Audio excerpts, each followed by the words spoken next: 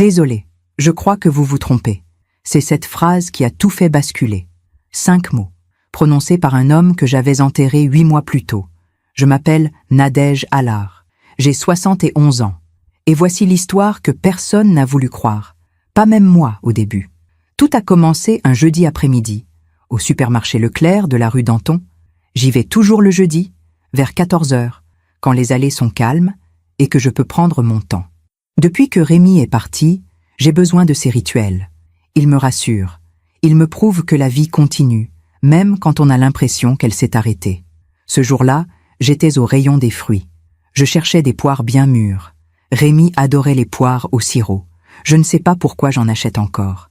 Peut-être par habitude, peut-être parce que renoncer à ces petits gestes, c'est accepter qu'il ne reviendra jamais. Et puis, je l'ai vu, au bout de l'allée, dos tourné. Un homme en pardessus gris, le col légèrement relevé. La même silhouette, la même démarche un peu raide, à cause de cette vieille blessure au genou. Mon cœur s'est arrêté. Je me suis approché lentement, les jambes tremblantes. Mon panier est tombé. Les poires ont roulé par terre. Je m'en fichais. Rémi? L'homme s'est retourné. Et là, j'ai cru que j'allais m'effondrer. C'était lui, le même visage, les mêmes rides au coin des yeux. Cette petite cicatrice sur la tempe gauche, là où il était tombé du vélo quand il avait 12 ans. Même ses mains que j'avais tenues pendant 46 ans. Rémi! Mon Dieu, Rémi, c'est toi! J'ai couru vers lui. J'ai tendu les bras. Les larmes coulaient déjà sur mes joues. 8 mois de douleur, de nuits blanches, de questions sans réponse, tout remontait d'un coup. Mais lui, il a reculé. Il m'a regardé avec une expression que je n'oublierai jamais. Pas de la tendresse, pas de la reconnaissance, juste de la confusion, et peut-être un peu de pitié. Désolée, madame, je crois que vous vous trompez. Sa voix, mon Dieu, sa voix, c'était exactement la sienne. Ce timbre un peu grave, cette façon de prononcer les R un peu trop fort, comme tous les hommes de sa génération nés dans le Jura. Non, non, c'est impossible. Rémi, c'est moi, c'est Nadège. Qu'est-ce qui se passe? Où étais-tu? Il a jeté un regard inquiet autour de lui. Quelques clients commençaient à s'arrêter. Une employée s'est approchée, l'air concerné. « Madame, ça va? Vous avez besoin d'aide ?» Mais je ne la regardais pas. Je ne regardais que lui, que cet homme qui avait le visage de mon mari, qui portait son alliance. Oui, son alliance. Je l'ai vu briller à son annulaire gauche, une simple bague en or blanc avec une petite inscription à l'intérieur, NNR, pour toujours. Je la reconnaîtrai entre 1000. C'est moi qui l'avais choisie. « Votre alliance? Comment l'avez-vous » L'homme a baissé les yeux vers sa main. Il a eu l'air gêné. « Écoutez, madame, je suis vraiment désolé pour votre confusion. Mais je ne sais pas qui est ce Rémi. Mon nom est Julien, Julien Marchand. Je vis à Neuilly depuis 30 ans. Je ne vous connais pas. Julien. Il s'appelait Julien. Mais c'était son visage, sa voix, son alliance. L'employé m'a pris doucement par le bras. « Madame Allard, venez, je vais vous chercher un verre d'eau. » Comment connaissait-elle mon nom? Ah oui, la carte de fidélité. Ils connaissent tous mon nom ici. Je me suis laissé guider vers un banc près de la sortie. Mais mes yeux ne quittaient de pas cet homme. Il remettait ses courses dans son panier. Il évitait mon regard. Il avait l'air troublé, pas en colère, juste troublé. Avant de partir, il s'est retourné une dernière fois. Nos regards se sont croisés. Et pendant une fraction de seconde, j'ai vu quelque chose passer dans ses yeux. Quelque chose que je n'arrive pas à nommer. De la reconnaissance? Du doute? Je ne sais pas. Puis il est sorti. Je suis restée assise là pendant 20 minutes. L'employée m'a apporté de l'eau. Elle m'a parlé. Je n'ai rien entendu. Dans ma tête, une seule question tournait en boucle. Comment un homme mort peut-il marcher dans un supermarché et porter son alliance? Ce soir-là, je n'ai pas dormi. J'ai sorti l'album photo. J'ai regardé toutes les photos de Rémi. Son sourire, ses yeux. Cette cicatrice à la tempe. Tout correspondait. Parfois, on fait confiance à ses yeux. Parfois, on fait confiance à son cœur. Mais quand les deux vous disent la même chose et que le monde vous dit que vous avez tort, qui croire? Et vous? Avez-vous déjà vu quelqu'un que vous pensiez avoir perdu pour toujours? Racontez-moi votre histoire dans les commentaires. J'aimerais vous lire. Les jours qui ont suivi, je suis devenue une autre personne. Ou plutôt, je suis devenue quelqu'un que je ne me connaissais pas. quelqu'un d'obsédé, quelqu'un qui ne dort plus, quelqu'un qui attend devant un supermarché comme une voleuse, cachée derrière sa voiture, les mains tremblantes sur le volant. C'est ce que je faisais, tous les jours, à la même heure, parce que j'avais besoin de le revoir, de comprendre, de savoir si j'avais vraiment perdu la raison ou si le monde, lui, était devenu fou. Ma fille Camille est venue me voir le dimanche suivant. Elle apporte toujours des croissants de la boulangerie Pradier, celle que Rémi aimait tant. Elle s'assoit dans la cuisine, verse le café et me regarde avec ses yeux inquiets qu'elle a depuis l'enterrement. « Maman, tu as une mine affreuse. Tu dors ? Je ne lui ai rien dit. Comment lui expliquer ? Comment dire à sa propre fille qu'on a vu son père au supermarché 8 mois après l'avoir enterré ? Elle appellerait un médecin, elle parlerait de chagrin pathologique, de deuil compliqué. Elle emploierait tous ces mots que les psys utilisent pour dire qu'on est devenu folle. Je dors, ma chérie. C'est juste que, tu sais, les nuits sont longues. Elle a posé sa main sur la mienne. Papa te manque. Je sais. Il me manque aussi. Mais il faut que tu continues à vivre, maman. Papa ne voudrait pas te voir comme ça. Papa, si elle savait que papa porte peut-être un autre nom, qu'il vit peut-être à Neuilly, qu'il a peut-être une autre vie, une vie dont nous ne savons rien. Non, c'est ridicule. Rémi est mort. J'étais là. J'ai tenu sa main quand il a rendu son dernier souffle. J'ai vu son corps dans le cercueil. J'ai jeté la première poignée de terre sur son cercueil. On ne revient pas de ça. Camille est partie vers 15 heures. J'ai attendu qu'elle disparaisse au bout de la rue. Puis, j'ai pris mon manteau, mes clés, et je suis retourné là-bas, au supermarché. Le parking était presque vide. Il était 16 heures passées. J'ai garé ma voiture à l'écart, près des conteneurs, là où personne ne fait attention. J'ai coupé le moteur, et j'ai attendu. 1 heure, 2 heures, les gens entraient, les gens sortaient, des familles, des couples, des personnes seules avec leur caddie et leur vie bien rangée. Et puis, à 17h23 exactement, je l'ai vu.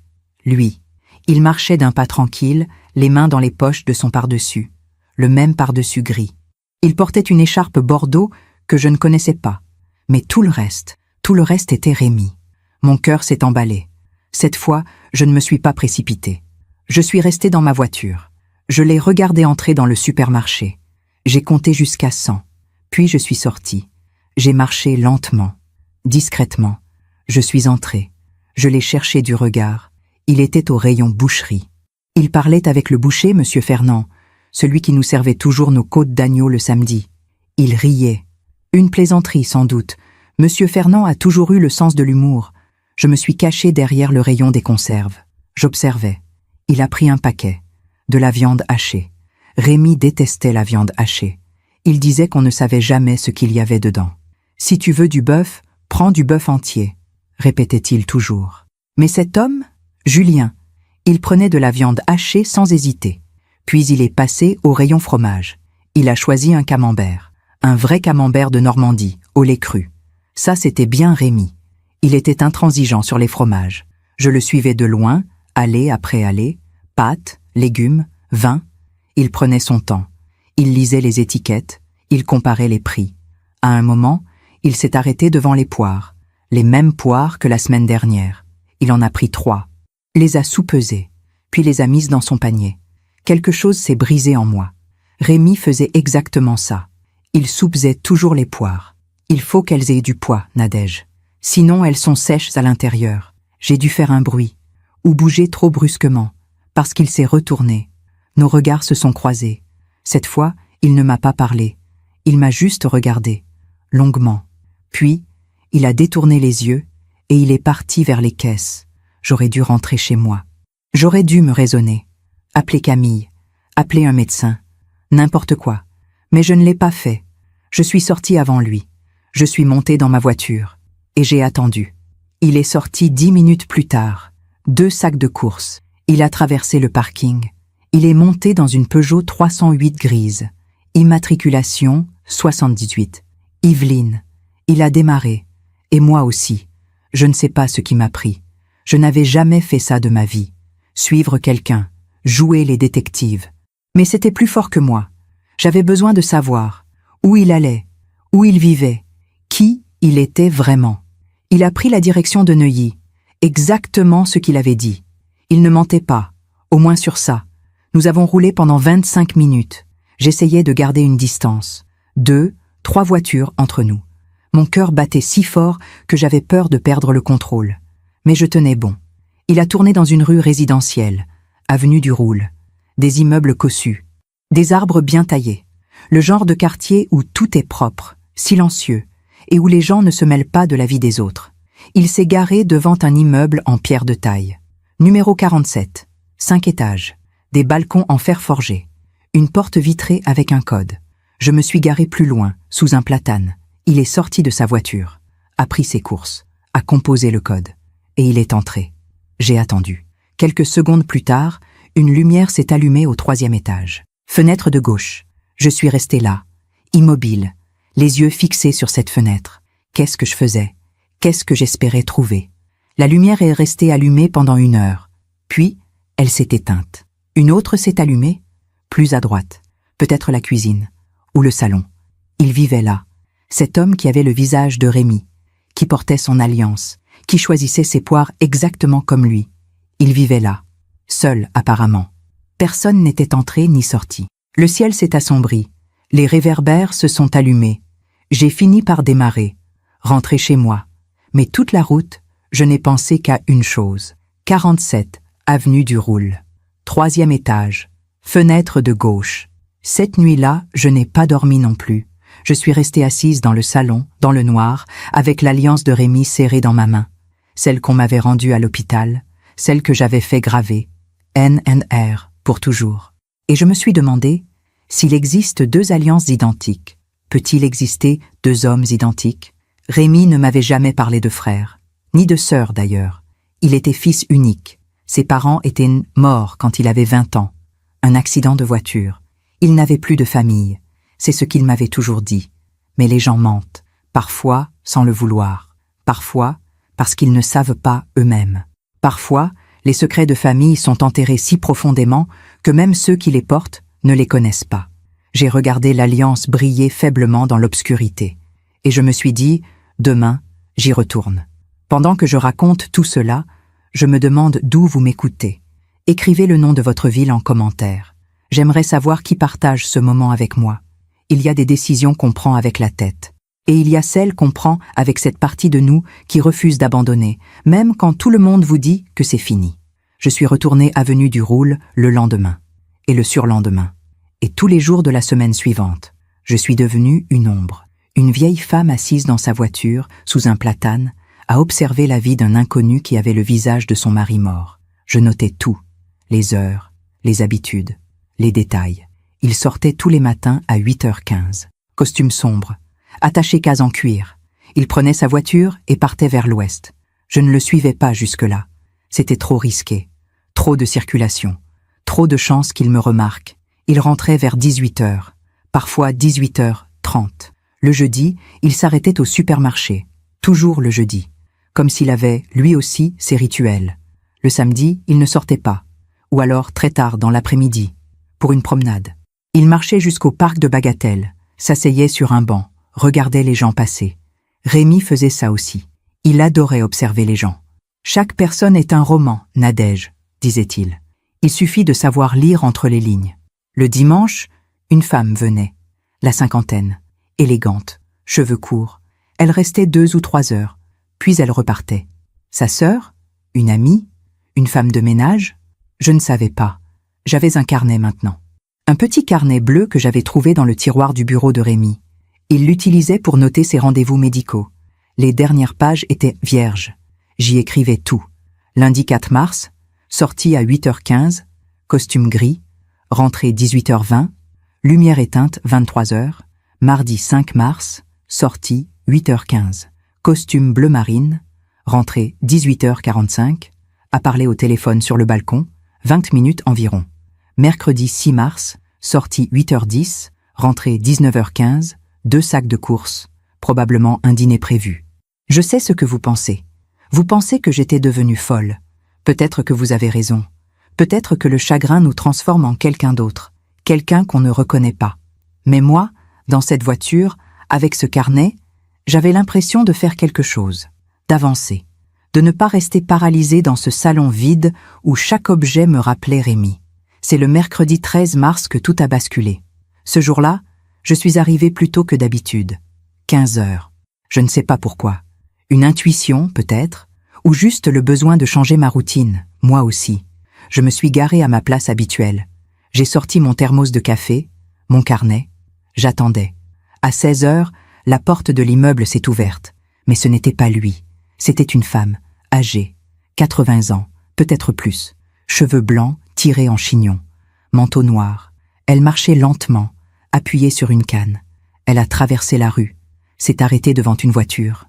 Une vieille Renault bleue. Elle a fouillé dans son sac, cherché ses clés, les a laissées tomber.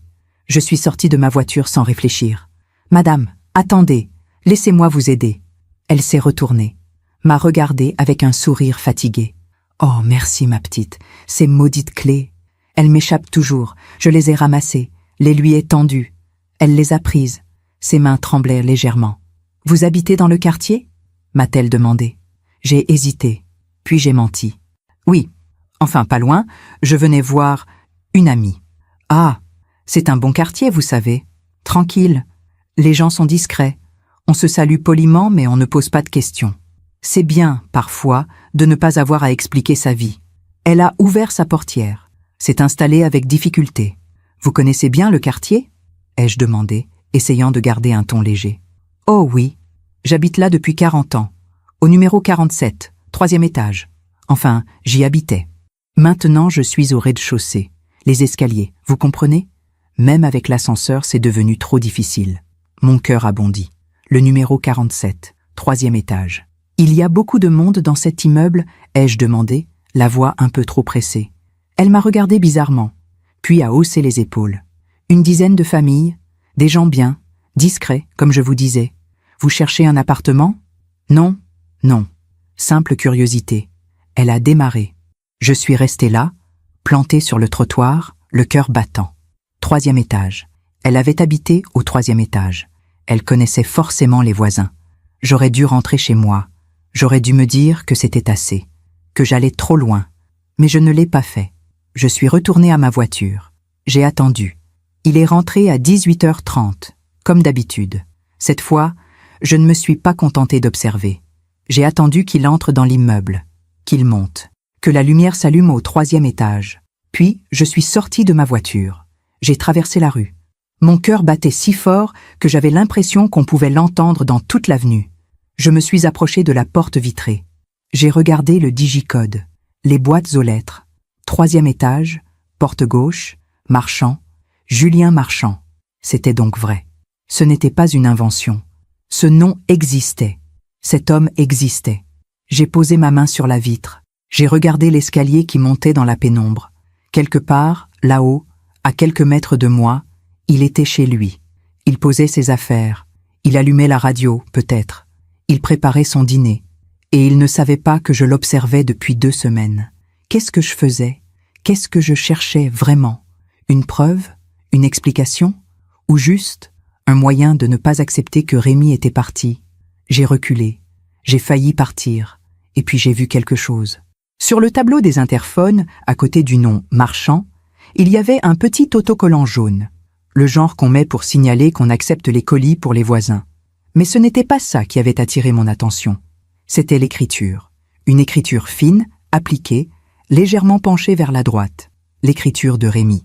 Je connais cette écriture. Je l'ai vue pendant 46 ans, sur des listes de courses, sur des cartes d'anniversaire, sur des petits mots laissés sur la table de la cuisine.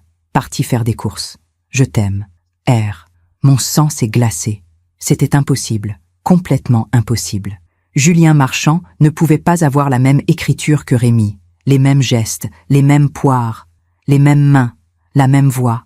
Et maintenant, la même écriture. Je suis restée figée là, devant cette porte, pendant je ne sais combien de temps. Puis quelqu'un est sorti de l'immeuble. Un homme jeune, la trentaine.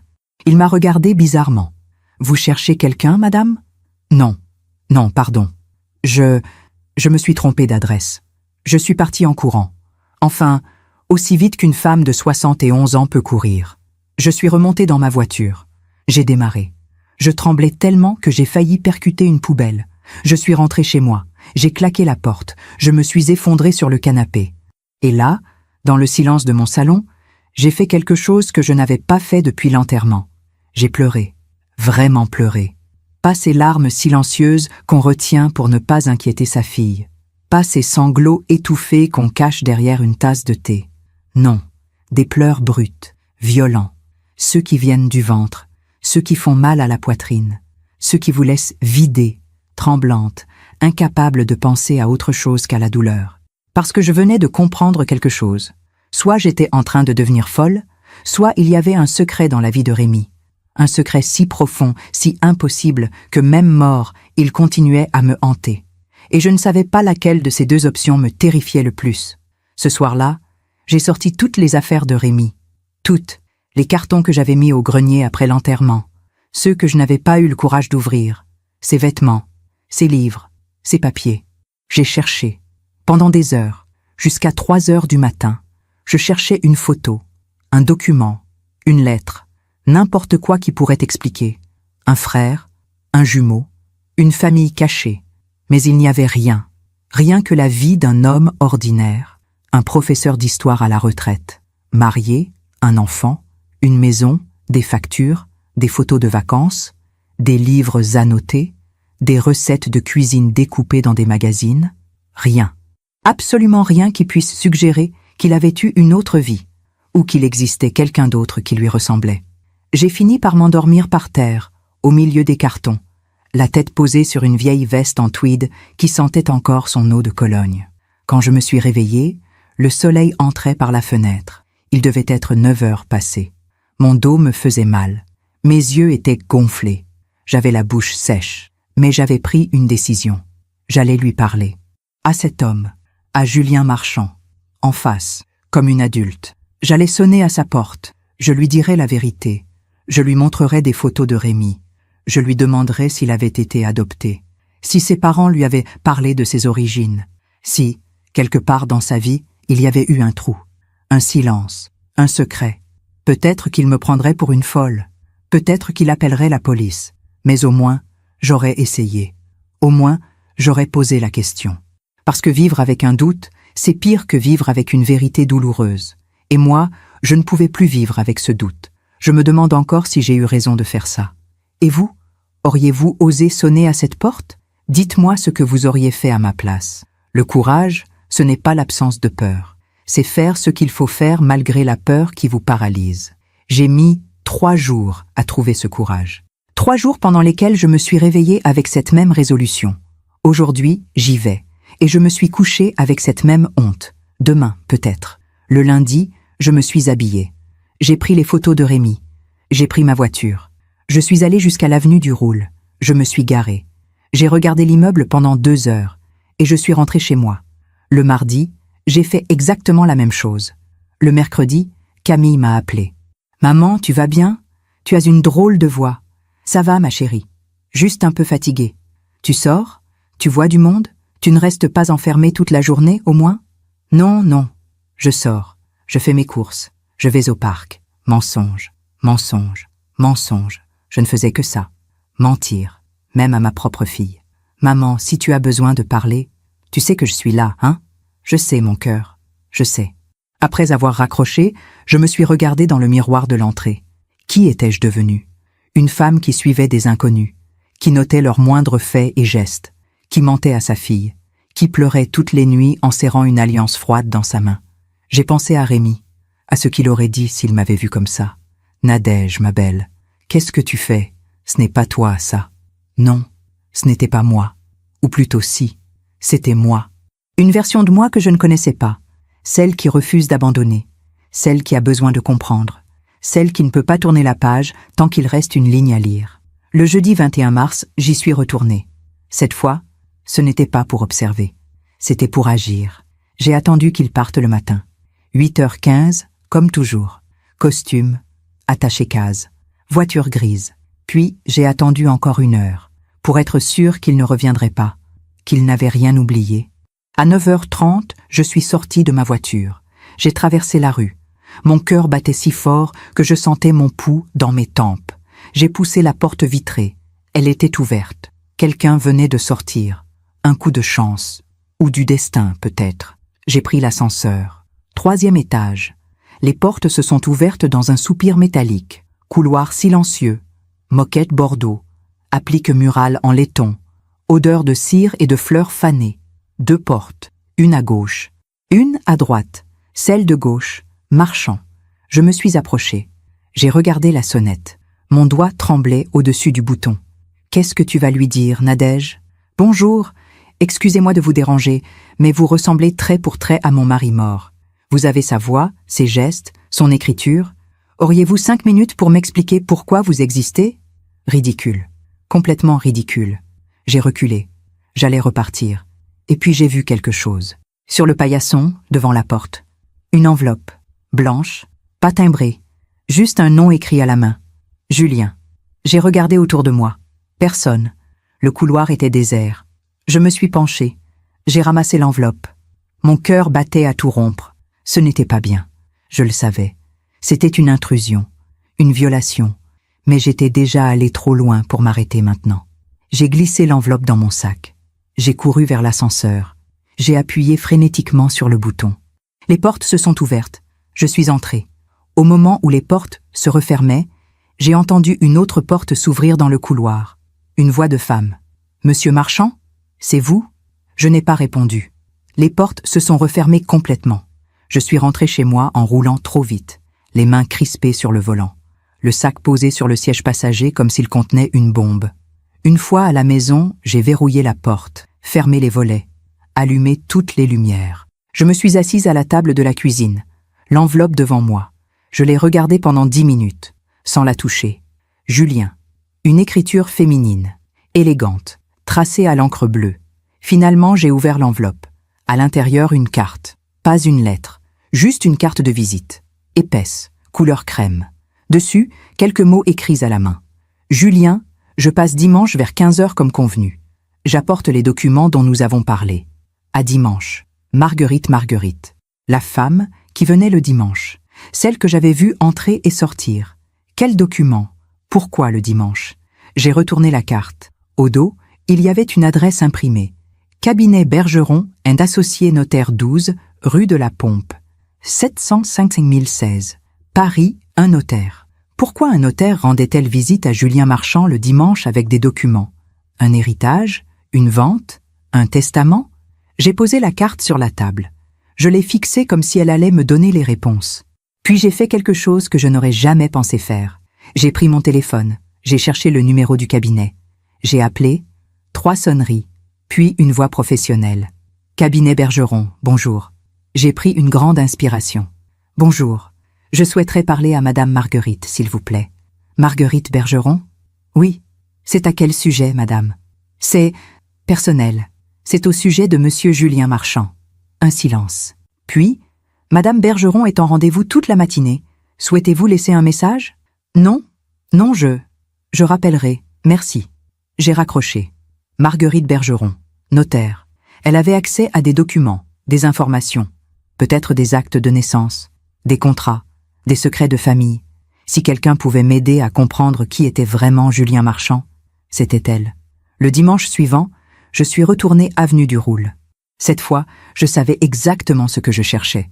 Je me suis garé à ma place habituelle. 15h moins 10. J'avais calculé. Si Marguerite Bergeron arrivait à 15h comme prévu, j'aurais juste le temps de la voir entrer. Et peut-être que j'oserais lui parler. À 15h pile, une voiture s'est garée devant l'immeuble. Une Mercedes noire, élégante, immatriculée à Paris. Une femme en est sortie, la cinquantaine, tailleur gris anthracite, cheveux courts impeccablement coiffés, une mallette en cuir à la main. Marguerite Bergeron. Elle a composé le code. Elle est entrée.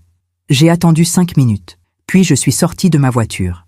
Cette fois, je ne tremblais plus. J'étais calme, déterminé. J'ai traversé la rue. J'ai poussé la porte vitrée. Quelqu'un sortait justement.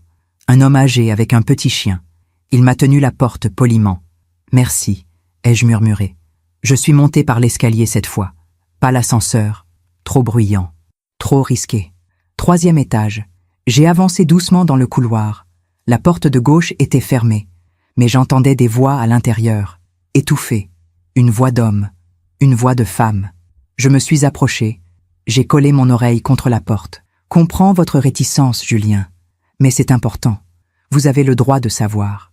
Je ne suis pas sûre de vouloir savoir, Marguerite. J'ai vécu 68 ans sans ces informations.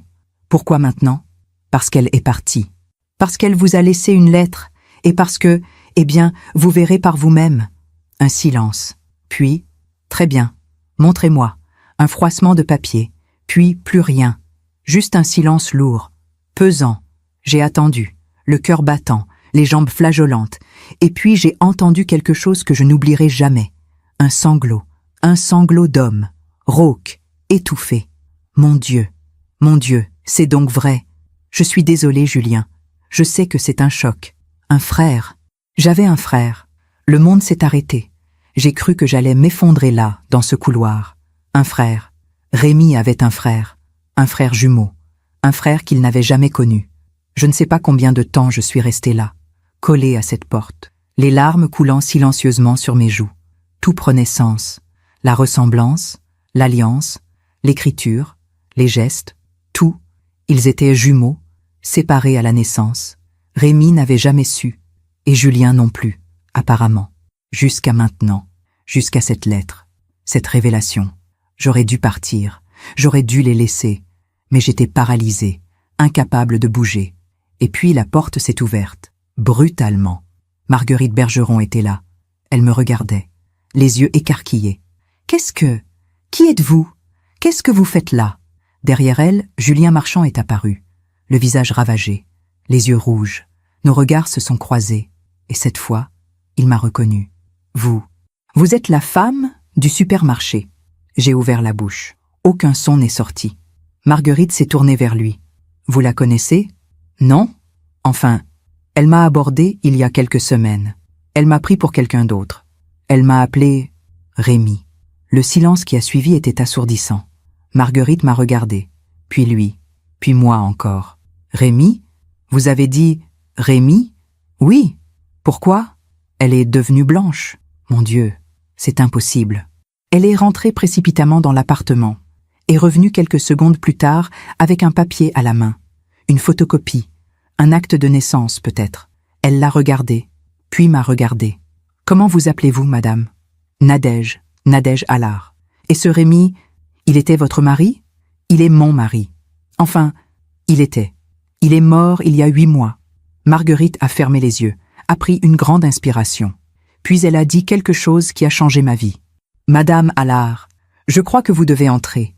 Il y a des choses que vous devez savoir. Des choses que personne ne vous a jamais dites. Pendant que je raconte tout cela, je me demande d'où vous m'écoutez. Écrivez le nom de votre ville en commentaire. J'aimerais savoir qui partage ce moment avec moi. Il y a des moments dans une vie où tout bascule, où on franchit une porte et on sait, au plus profond de soi, qu'on ne sera plus jamais la même personne en ressortant. C'était un de ces moments. Je suis entrée dans l'appartement de Julien Marchand. Un salon lumineux, parquet en chêne, bibliothèque murale remplie de livres, un canapé en cuir marron, une table basse en verre. Tout était propre, rangé, élégant. Exactement le genre d'intérieur que Rémi aurait aimé. D'ailleurs, en regardant mieux, j'ai reconnu certains objets. Pas les mêmes, mais le même style, le même goût. Une lampe art déco, un tapis persan au ton bleu et or, une collection de gravures anciennes sur les murs. Rémi collectionnait les gravures, des scènes de Paris au XIXe siècle. Ici, c'étaient des scènes de Lyon, mais le même amour pour l'histoire, pour le passé. Marguerite Bergeron m'a fait asseoir sur le canapé. Julien est resté debout, près de la fenêtre. Il me regardait avec une expression indéchiffrable. Choc, confusion, et peut-être de la curiosité. « Je vais vous préparer du thé », a dit Marguerite. « Nous allons tous avoir besoin de quelque chose de chaud. » Elle est partie vers la cuisine. Je suis restée seule avec lui. Le silence était insoutenable. Finalement, c'est lui qui a parlé. « Vous avez dit qu'il était mort, votre mari, Rémi. » J'ai hoché la tête. Les mots ne voulaient pas sortir. « Il y a 8 mois, ai-je réussi à murmurer. Un infarctus, brutal. Il n'a pas souffert. Il a détourné le regard, a passé sa main sur son visage. Ce geste, exactement le geste que Rémi faisait quand il était bouleversé. Et il me ressemblait? Vous êtes identiques. Il a fermé les yeux. Je ne comprends pas. Comment est-ce possible? Pourquoi personne ne m'a jamais dit que j'avais un frère? Peut-être que personne ne le savait. Marguerite est revenue avec un plateau, 3 tasses, une théière fumante. Elle a posé le tout sur la table basse. S'est assise dans un fauteuil. « Asseyez-vous, Julien, s'il vous plaît. » Il a obéi. S'est assis à l'autre bout du canapé, loin de moi. Comme s'il avait peur que je sois contagieuse. Marguerite a servi le thé. Puis elle a pris une enveloppe Kraft posée sur la table. L'a ouverte. En a sorti plusieurs documents. « Madame Allard, a-t-elle commencé d'une voix calme et professionnelle, je vais vous expliquer pourquoi je suis ici aujourd'hui, et pourquoi votre présence, aussi surprenante soit-elle, n'est peut-être pas un hasard. » Elle a posé un premier document devant moi. Un acte de naissance, jauni, daté du 12 avril 1957. Nom, Marchand prénom, Julien Henrinet, à Lyon, 3e arrondissement. Père, Marchand, Henri-Paul, ouvrier métallurgiste. Mère, Marchand, né du bois, Odette Marie, sans profession. J'ai lu, relu. Je ne comprenais pas où elle voulait en venir. Puis elle a posé un deuxième document, un autre acte de naissance. Même date, 12 avril 1957, même lieu, Lyon, 3e arrondissement. Mais un nom différent. Nom, Dufresne. Prénom, Rémi Jacques. Né à Lyon, 3e arrondissement. Père, Dufresne, Jacques Louis, employé de banque. Mère, Dufresne, née Moreau, Simone Claire, institutrice. J'ai levé les yeux vers elle. Je ne comprends pas. Rémi s'appelait Dufresne, pas Marchand. Exactement, a dit Marguerite. 2 noms différents, 2 familles différentes. Mais elle a posé un 3e document. Un certificat médical. Hôpital Édouard Herriot, Lyon. Daté du 12 avril 1957. Accouchement gémellaire. Naissance de 2 enfants de sexe masculin. Poids, 2,8 kg et 2,9 kg. Mère, anonyme. Demande d'adoption immédiate. Le monde s'est arrêté de tourner. Des jumeaux, ai-je murmuré. Oui, a confirmé Marguerite. Né sous X. La mère a demandé qu'ils soient séparés et adoptés par 2 familles différentes. C'était une pratique courante à l'époque. On pensait que séparer les jumeaux leur donnait de meilleures chances d'adaptation dans leur nouvelle famille. Julien s'est levé brusquement. Attendez. Attendez une seconde. Vous êtes en train de me dire que j'ai été adoptée, que mes parents m'ont menti toute ma vie? Marguerite a hoché la tête doucement. Vos parents, Henri et Odette Marchand, ne pouvaient pas avoir d'enfants. Ils vous ont adopté quelques jours après votre naissance. Ils vous ont aimé comme leur fils. Mais oui, ils ne vous ont jamais dit la vérité. Il a porté ses mains à sa tête, s'est mis à marcher de long en large. C'est impossible. Impossible. Ma mère, elle m'aurait dit. Elle est décédée il y a 6 mois, Julien. C'est pour ça que je suis ici aujourd'hui. Elle m'a contacté quelques semaines avant sa mort. Elle voulait que vous sachiez. Elle m'a laissé ses documents. Et une lettre. Elle a sorti une enveloppe, blanche, avec un nom écrit dessus, d'une main tremblante, pour Julien.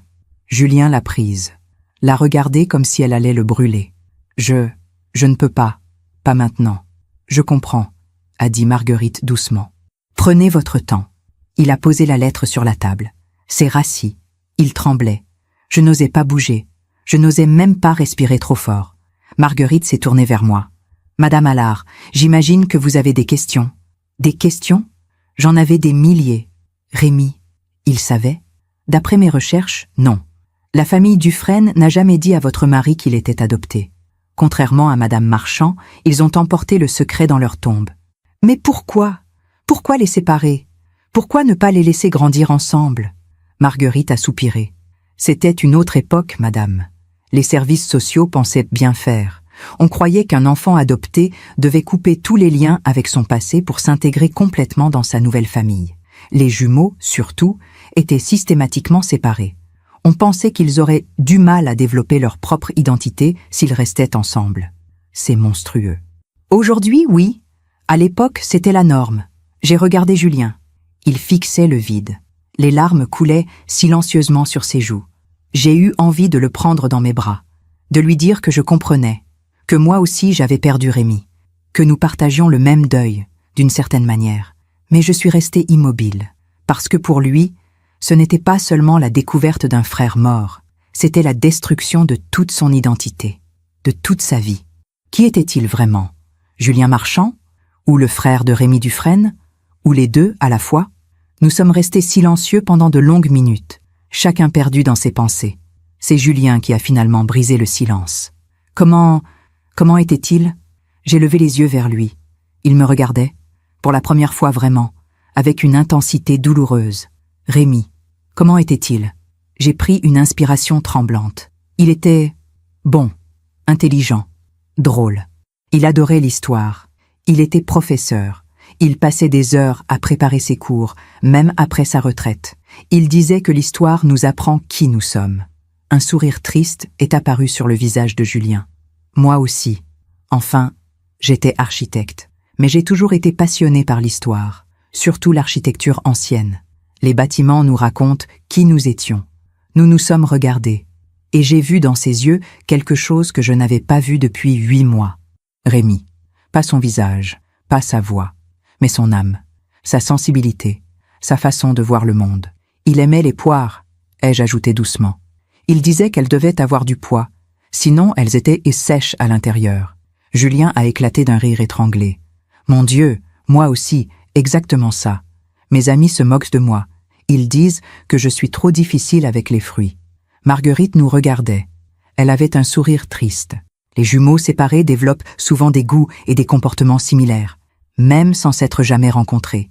C'est troublant et magnifique à la fois. Ils portaient une alliance, ai-je dit, exactement comme la vôtre, or blanc, avec une inscription. Julien a regardé sa main, a enlevé son alliance lentement. « Pour toujours », a-t-il murmuré en lisant l'intérieur. J'ai sorti la mienne, celle de Rémy, que je gardais toujours dans ma poche. N and R, pour toujours, ai-je lu. Nous avons posé les deux alliances côte à côte sur la table basse. Identiques, absolument identiques. Marguerite a pris la parole. « Madame Allard, j'ai une question. Pardonnez-moi si elle vous semble indiscrète. Mais votre mari, il avait des habitudes particulières? Des goûts spécifiques? Des manies? » J'ai réfléchi. Il aimait marcher. Il disait que ça l'aidait à penser. Il allait au parc de la Tête d'Or tous les dimanches. Il s'asseyait sur le même banc, près du lac. Julien est devenu blanc. Le parc de Bagatelle, a-t-il murmuré. J'y vais tous les samedis. Je m'assois toujours sur le même banc, près de l'étang. Il lisait le soir, toujours avant de dormir. Jamais plus de 30 minutes. Il disait que ça calmait son esprit. Moi aussi. Il préparait son café avec un rituel précis. Eau bouillante, 2 cuillères, 3 minutes exactement. Mon Dieu, moi aussi. Marguerite a hoché la tête. Les études sur les jumeaux séparés montrent que la génétique influence beaucoup plus qu'on ne le pense. Pas seulement l'apparence physique, mais aussi les goûts, les habitudes, les préférences, même la personnalité. Alors nous étions vraiment les mêmes? A demandé Julien, la voix brisée. Vous étiez frères, jumeaux, 2 moitiés du même tout, séparés par une décision administrative, mais unis par quelque chose de plus fort que l'adoption. Plus fort que les noms différents, plus fort que les vies séparées.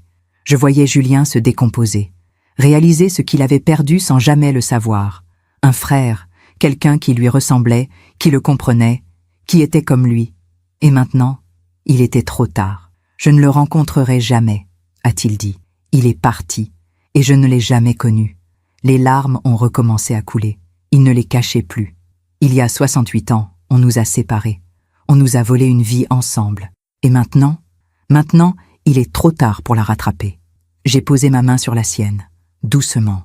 Il a levé les yeux vers moi. Mais je suis là, ai-je dit. Moi, je l'ai connu, pendant 46 ans, et je peux vous parler de lui.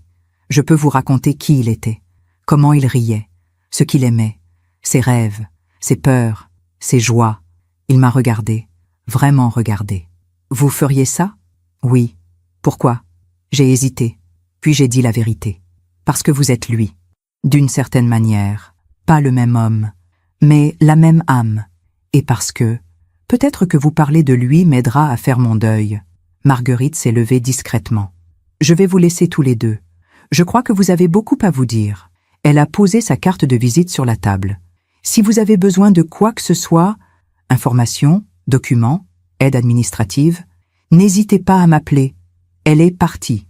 La porte s'est refermée doucement derrière elle. Et nous sommes restés là, Julien et moi. Deux inconnus liés par un mort. Deux personnes brisées par la même perte. Deux moitiés d'un même deuil. Je me demande encore comment j'ai trouvé la force de rester. Et vous? Auriez-vous pu parler à quelqu'un qui a le visage de celui que vous avez perdu? Dites-moi ce que vous en pensez dans les commentaires. Les semaines qui ont suivi cette rencontre ont été les plus étranges de ma vie. Je voyais Julien presque tous les jours. Au début, c'était juste pour lui parler de Rémi, pour répondre à ses questions, pour combler ce vide de 68 ans en quelques heures de conversation. Nous nous retrouvions dans des cafés, au parc, parfois chez lui, jamais chez moi. Je n'étais pas prête à le faire entrer dans la maison que j'avais partagée avec Rémi. Pas encore. Il voulait tout savoir. Comment vous vous êtes rencontrés? Nous étions assis à une terrasse près du jardin du Luxembourg. Le printemps arrivait. Les arbres bourgeonnaient. Les gens souriaient. Le monde continuait de tourner, indifférent à nos douleurs. À la bibliothèque universitaire, ai-je répondu. En 1978. J'étais étudiante en lettres, lui en histoire.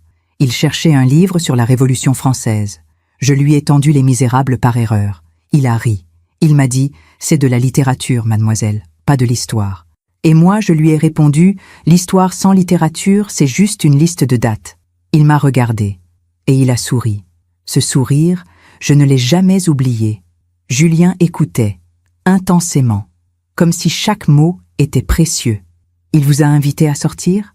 Oui, le jour même. On a bu un chocolat chaud dans un café près de la fac. On a parlé pendant 4 heures, de livres, d'histoire, de nos familles, de nos rêves. Quand on s'est séparés, je savais déjà que c'était lui. Comment vous le saviez? J'ai souri tristement. Parce qu'avec lui, je n'avais pas besoin de jouer un rôle. J'étais juste moi, et ça lui suffisait. Julien a regardé son café. Il ne l'avait pas touché. J'aimerais avoir connu ça, a-t-il murmuré. Vous n'avez jamais été marié? Si, pendant 15 ans. Catherine, une femme intelligente, brillante, avocate. Nous nous sommes séparés il y a 10 ans. Pas de drame, juste un éloignement progressif. On s'est rendu compte qu'on s'aimait bien, mais qu'on ne s'aimait pas vraiment. Vous comprenez la nuance? Oui. Pas d'enfant. Elle n'en voulait pas.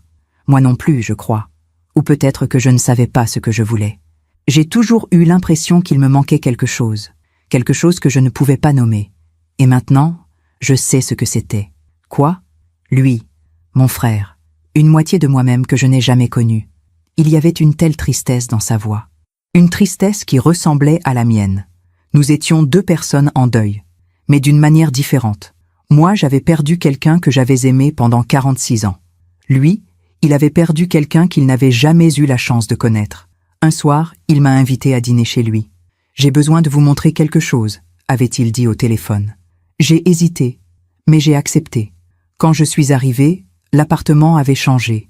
Sur la table du salon, il avait étalé des dizaines de photos. Ces photos. Toute sa vie en images. J'ai passé la semaine à fouiller dans mes cartons, à ressortir tous mes albums. Je voulais comparer, voir si nos vies se ressemblaient, si on avait vécu les mêmes choses sans le savoir. Je me suis approchée, j'ai regardé. Julien enfant, peut-être 6 ou 7 ans, devant une école, sourire timide, cartable trop grand. J'ai sorti mon téléphone, j'ai cherché dans mes photos. J'en ai trouvé une de Rémi au même âge. Je la lui ai montrée. Identique, le même sourire, les mêmes yeux, la même posture, comme si quelqu'un avait pris 2 photos du même enfant à 2 endroits différents. « Mon Dieu !» a murmuré Julien. Nous avons continué, photo après photo. Julien adolescent, Rémi adolescent, les mêmes cheveux rebelles, la même maladresse dans les gestes, Julien jeune adulte, Rémi jeune adulte, les mêmes costumes trop grands, la même fierté dans le regard. Julien à 40 ans, Rémi à 40 ans, les premières rides, les premiers cheveux blancs, la même élégance naturelle. C'était troublant, magnifique et terriblement triste. Nous avons vécu des vies parallèles, a dit Julien. 2 lignes qui ne se sont jamais croisées. Jusqu'à maintenant. Il m'a regardé. Vous croyez au destin, Nadège? Je ne sais pas. Peut-être. Pourquoi? Parce que si le destin existe, alors peut-être que vous étiez censé me trouver. Peut-être que c'était écrit. Que Rémi devait partir pour que nous, on se rencontre. J'ai secoué la tête. Non, je ne peux pas croire ça. Je ne peux pas croire qu'il est mort juste pour que je vous trouve. Alors quoi? Un hasard? Une coïncidence? Je ne sais pas, Julien. Vraiment. Je ne sais plus rien. Nous sommes restés silencieux un moment. Puis il a pris une autre photo, plus récente. Lui avec une femme, cheveux gris, sourire chaleureux. Ma mère, Odette, prise 2 mois avant sa mort. J'ai regardé cette femme qui avait élevé le frère de mon mari, qui avait gardé le secret toute sa vie. Elle vous aimait, ai-je dit doucement. Elle a fait ce qu'elle pensait être le mieux pour vous. Elle m'a menti. Elle vous a protégé. C'est différent. Vous la défendez? Non. Je comprends juste. Parfois, on ment pour épargner ceux qu'on aime, même si c'est une erreur. Il a posé la photo. J'ai lu sa lettre, celle qu'elle m'a laissée avec Marguerite. Et elle dit qu'elle est désolée, qu'elle voulait me le dire depuis des années, mais qu'elle ne trouvait jamais le bon moment.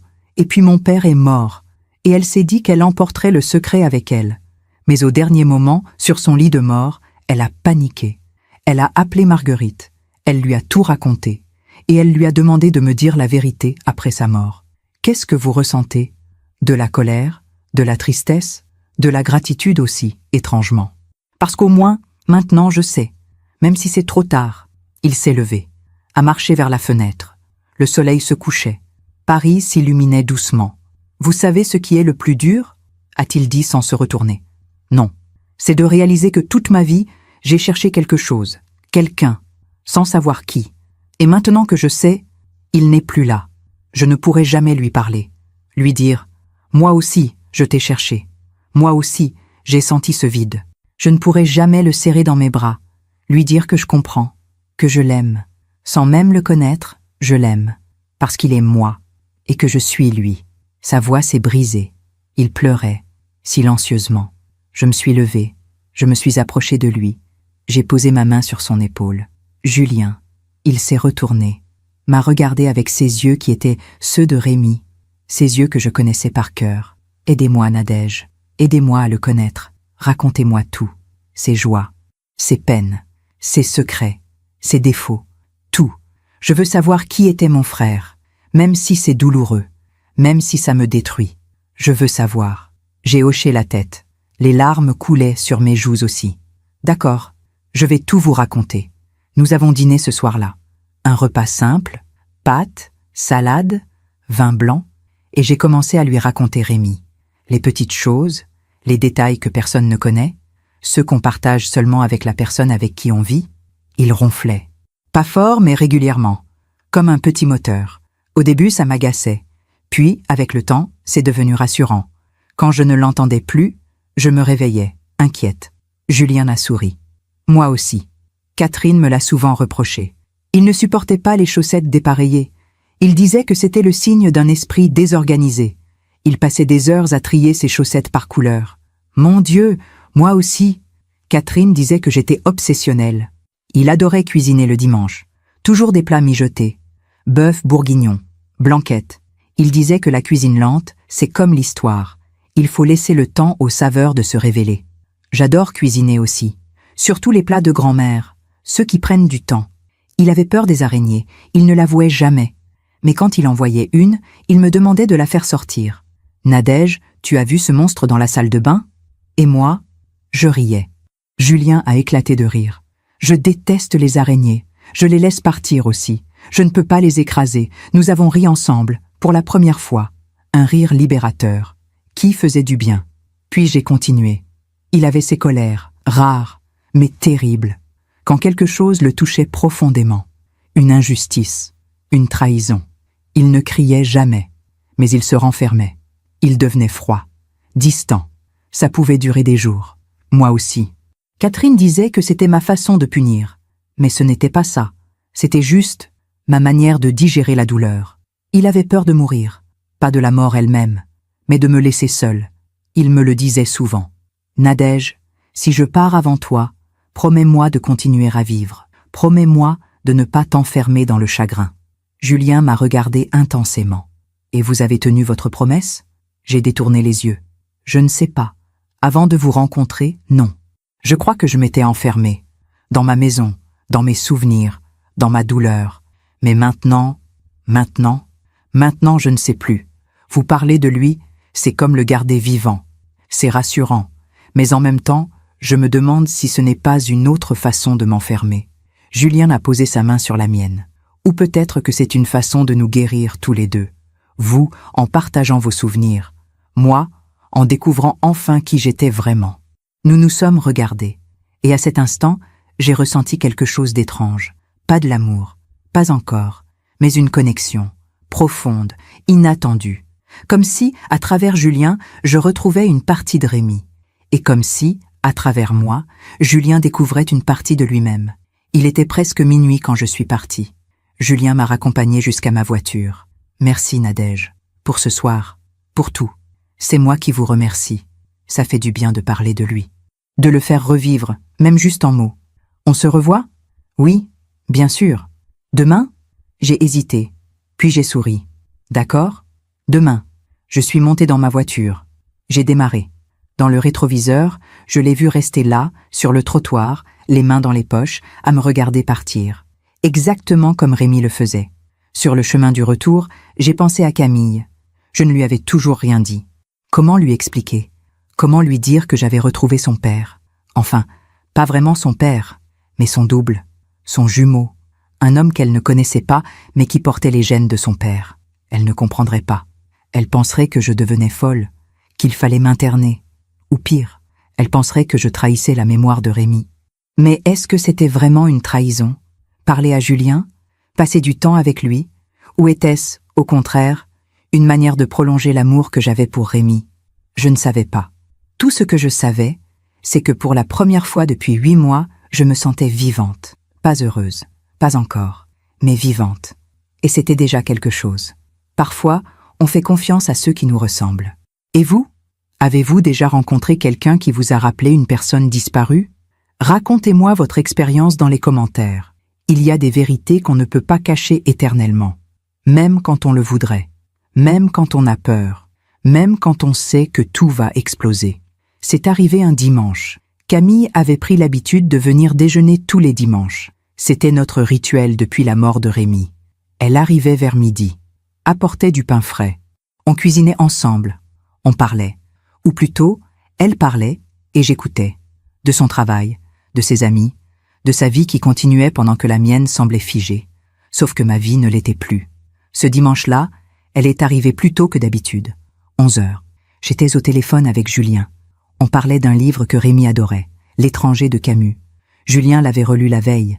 Il voulait comprendre pourquoi son frère l'aimait tant. Et cette phrase, « Aujourd'hui, maman est morte. Vous pensez que c'est de l'indifférence » ou « J'ai entendu la clé dans la serrure. La porte s'est ouverte. Maman, c'est moi. » Mon cœur s'est arrêté. « Julien, je dois raccrocher. Ma fille est là. » D'accord. On se rappelle plus tard? Oui, à plus tard. J'ai raccroché juste au moment où Camille entrait dans le salon. Elle m'a regardé bizarrement. « Tu étais au téléphone? » « Oui. » « Une amie. » Mensonge. Encore. Elle a posé les croissants sur la table. M'a embrassée. « Tu as bonne mine, maman. Tu as l'air différente. » « Différente comment? » « Je ne sais pas. Moins fatiguée. »« Tu dors mieux? » ?»« Oui, un peu. » Elle m'a scruté, avec ce regard de mère inquiète qu'elle avait adopté depuis la mort de son père. Comme si nos rôles s'étaient inversés. Comme si c'était elle, maintenant, qui devait prendre soin de moi. « Tu es sûre que tout va bien? » « Oui, ma chérie, tout va bien. » Elle n'a pas insisté.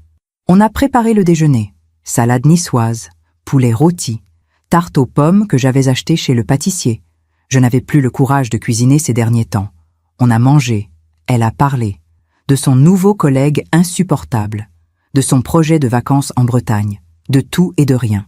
Et moi, je pensais à Julien. À ce que j'allais lui dire. Ou ne pas lui dire. Est-ce que je devais lui parler de son oncle? De cet homme qui était le double de son père? De ce secret de famille enterré depuis 68 ans? Mais comment? Par où commencer? Ma chérie, tu te souviens du supermarché? Quand j'ai cru devenir folle? Eh bien, j'avais raison. Ton père avait un frère jumeau. Et je le vois tous les jours maintenant. On parle pendant des heures. Il a son visage, sa voix, ses gestes. C'est troublant. C'est magnifique. Et je ne sais plus ce que je ressens. Non, elle ne comprendrait pas. Personne ne comprendrait. Après le déjeuner, on s'est installé dans le salon. Café. Silence confortable. Puis Camille a dit quelque chose qui m'a glacé le sang. « Maman, il faut que je te parle. » Son ton était sérieux, inquiet. « Qu'est-ce qu'il y a ? » « Je suis inquiète pour toi. Tu as changé ces dernières semaines. Tu es ailleurs. Tu souris parfois, mais c'est un sourire étrange, comme si tu pensais à quelque chose que tu ne veux pas me dire. Ce n'est rien, ma chérie. Je vais mieux, c'est tout. Justement, tu vas trop bien, trop vite. Ça me fait peur. Tu préférerais que je reste enfermée dans mon chagrin ? Non, bien sûr que non. Mais, maman, papa est mort il y a 8 mois. 8 mois. Et je te vois sourire en regardant ton téléphone. Je t'entends parler avec quelqu'un. Tu sors presque tous les jours. Tu t'habilles différemment. J'ai baissé les yeux. Elle avait raison. J'avais changé. Est-ce qu'il y a quelqu'un ? A-t-elle demandé doucement. Le silence qui a suivi était assourdissant. Quoi ? Un homme, maman. Est-ce qu'il y a un homme dans ta vie ? Non, non, bien sûr que non. Comment peux-tu penser ça ? Elle m'a regardé, avec ce regard qui me connaît par cœur. Qui sait quand je mens ? Alors qui c'était au téléphone ce matin ? Une amie, je te l'ai dit. Quelle amie ? Tu n'as jamais parlé d'amie avec qui tu parlais tous les jours. Camille, s'il te plaît, ne commence pas. Ne commence pas quoi ? À me soucier de toi ? À vouloir comprendre ce qui se passe ? Elle s'est levée, a marché vers la fenêtre. Exactement le geste que Rémi faisait quand il était contrarié. Tu sais ce que je pense, maman ? Je pense que tu te caches. Je pense que tu me mens. Et je ne comprends pas pourquoi. Les larmes me sont montées aux yeux. Je ne te mens pas. Alors dis-moi la vérité. J'ai ouvert la bouche, puis je l'ai refermée. Qu'est-ce que je pouvais dire ? Quelle vérité ? Elle s'est retournée, m'a regardée. Maman, si tu as rencontré quelqu'un, si tu as besoin de tourner la page, je comprendrai. Vraiment. Papa ne voudrait pas que tu restes seule. Il te l'a dit 100 fois. Camille, si je pars le premier, prends soin de ta mère. Et surtout, ne la laisse pas s'enfermer. Je m'en souviens. C'était 3 jours avant sa mort, comme s'il savait. J'ai éclaté en sanglots. Ce n'est pas ça. Ce n'est pas ce que tu crois. Elle s'est approchée, s'est agenouillée devant moi, a pris mes mains dans les siennes. Alors dis-moi, s'il te plaît. J'ai respiré profondément et j'ai décidé de lui dire la vérité. Ton père avait un frère. Le silence. Elle me regardait comme si je venais de parler chinois. Quoi ? Un frère jumeau. Ils ont été séparés à la naissance, adoptés par 2 familles différentes. Ni l'un ni l'autre ne le savaient. Et, maman, qu'est-ce que tu racontes ? Je sais que ça semble fou, mais c'est la vérité. Ton père avait un frère. Je l'ai rencontré, il y a quelques semaines, au supermarché. Je croyais que c'était ton père. Je suis devenue folle. Et puis, j'ai découvert la vérité. Elle s'est levée, a reculé. Tu es sérieuse ? Oui. Papa avait un frère jumeau ? Oui. Et tu l'as rencontré ? Oui. Comment est-ce possible ? Je ne sais pas. Le destin. Le hasard. Appelle ça comme tu veux. Elle s'est rassise, lentement, comme si ses jambes ne la portèrent plus. Il lui ressemble ? C'est son double. Exactement le même visage, la même voix, les mêmes gestes. Tout. Mon Dieu. Elle a posé sa tête dans ses mains, a respiré profondément. Et c'est lui que tu vois tous les jours ? Oui. Pourquoi tu ne m'as rien dit ? Parce que j'avais peur. Peur que tu ne me crois pas. Peur que tu penses que je devenais folle. Peur de ta réaction. Tu pensais que j'allais réagir comment, maman ? Te juger ? Te rejeter ? Je ne savais pas. Elle m'a regardée. Longuement. Comment il s'appelle ? Julien. Julien Marchand. Et il sait ? Pour papa ? Oui. Il vient de l'apprendre. Sa mère adoptive lui a laissé une lettre avant de mourir. C'est comme ça qu'il a découvert la vérité. Il a une famille ? Non. Divorcé. Pas d'enfant. Il vit seul à Neuilly. Qu'est-ce qu'il fait ? Il était architecte, à la retraite maintenant. Elle a hoché la tête, absorbant les informations une par une. Et vous faites quoi ensemble ? On parle. Je lui raconte ton père. Il me raconte sa vie. On essaie de comprendre. Comment c'est possible ? Comment 2 hommes identiques ont pu vivre des vies séparées, sans jamais se croiser ? Et c'est tout ? Vous parlez ? Oui. Elle m'a regardé intensément. Maman, sois honnête avec moi. Qu'est-ce que tu ressens pour lui ? J'ai hésité. Je ne sais pas.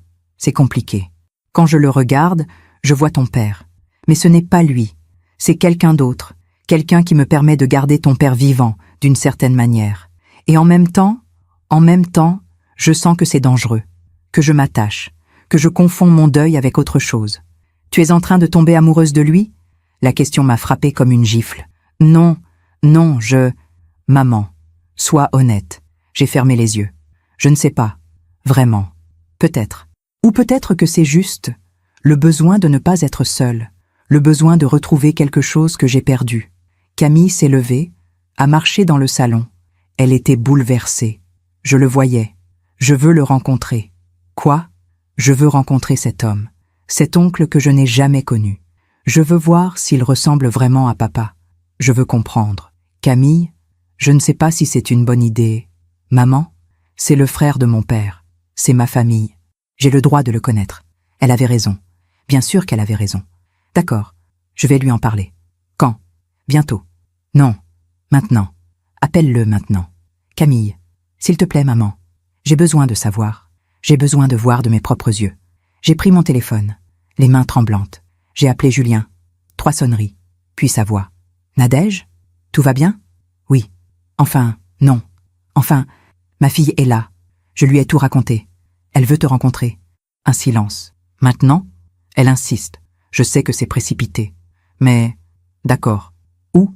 Tu peux venir ici? Chez moi? Un nouveau silence. Plus long. Tu es sûr? Oui. J'arrive dans 1 heure.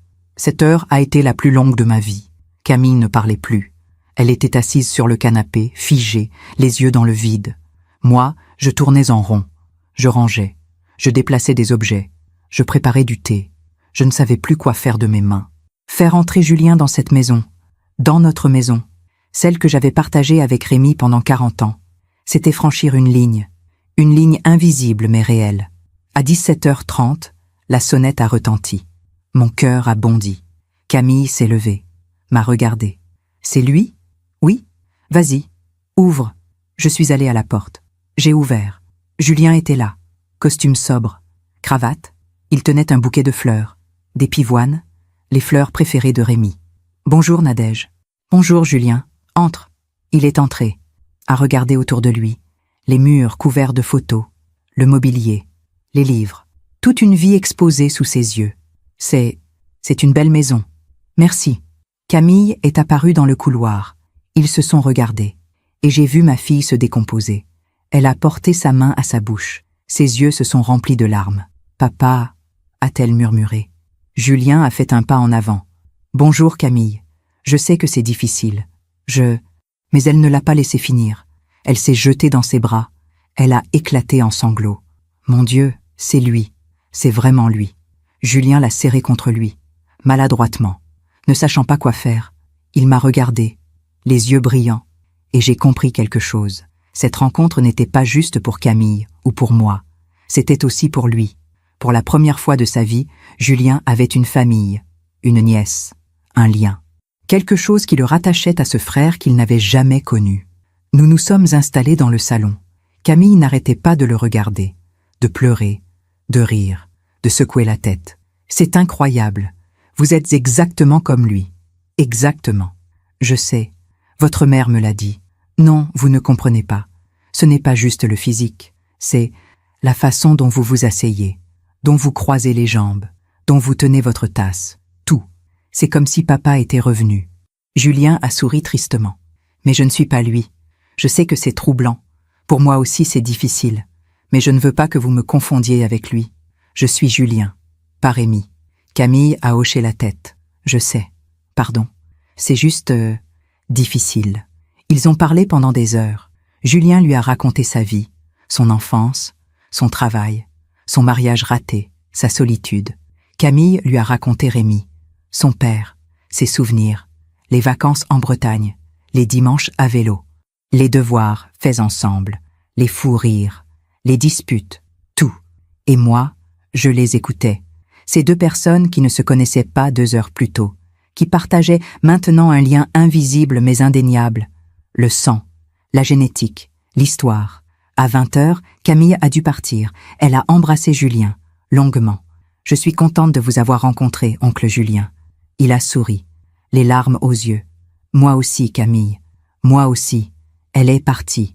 Julien et moi sommes restés seuls, dans cette maison qui avait été celle de Rémi. Et pour la première fois, Ça ne me semblait pas être une trahison. Je me demande encore si j'ai fait le bon choix en lui ouvrant la porte de ma maison. Et vous? Qu'auriez-vous fait à ma place? Les semaines qui ont suivi ont été différentes, plus légères, plus vraies. Comme si, en disant la vérité à Camille, j'avais enlevé un poids invisible qui m'étouffait depuis des mois.